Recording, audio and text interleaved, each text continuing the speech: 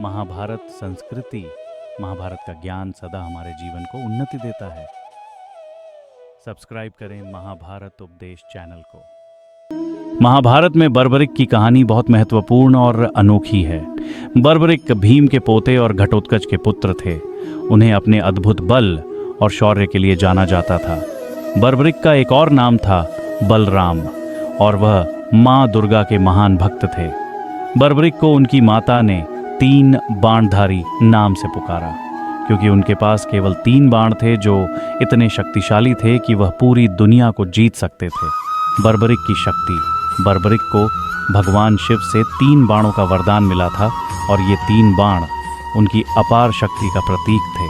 पहला बाण जब चलाया जाता तो उसे लक्ष्य पर निशाना लगाना होता, दूसरा बाण अपने लक्ष्य को चिन्हित करता और तीसरा बाण हर उस वस्तु को नष्ट कर देता जिसे उसने चिन्हित किया हो।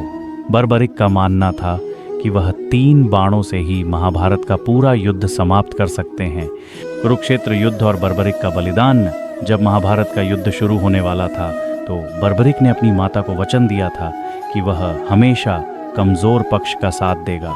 वह अपनी अद्वितीय शक्ति के साथ युद्ध में भाग लेने के लिए कुरुक्षेत्र की ओर रवाना हुआ। जब भगवान कृष्ण को पता चला कि बर्बरिक युद्ध में भाग लेने जा रहे हैं तो उन्होंने उसकी परीक्षा लेने का विचार किया। कृष्ण ने बर्बरिक के पास जाकर उनसे पूछा कि वह किस पक्ष से युद्ध करेंगे।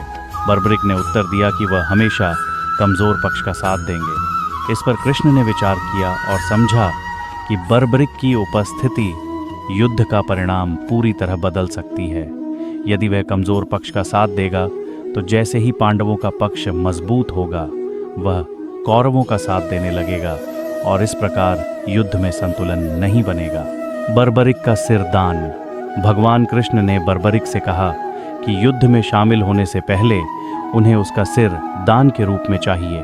बर्बरिक ने बिना किसी संकोच के अपना सिर भगवान कृष्ण को अर्पित कर दिया।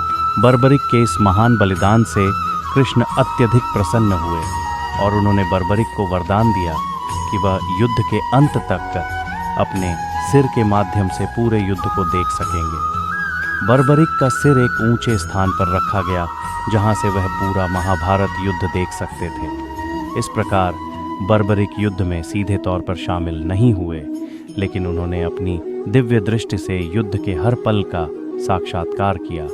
बर्बरिक का यह बलिदान महाभारत के युद्ध में निर्णायक था, क्योंकि अगर वह युद्ध में शामिल होते तो उसका परिणाम कुछ और ही हो सकता था। बर्बरिक को खाटू श्याम के रूप में पूजना।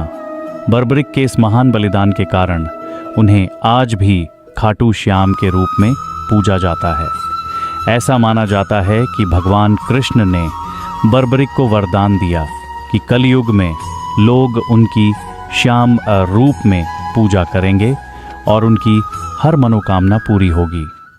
यदि आप महाभारत भगवान कृष्ण उपदेश से प्रेरित हैं तो आपको इसे अपने जीवन में अपनाना चाहिए और आप सफल हो जाएंगे। अधिक प्रेरणादायक वीडियो देखने के लिए कृपया महाभारत उपदेश YouTube चैनल को सब्सक्राइब करें।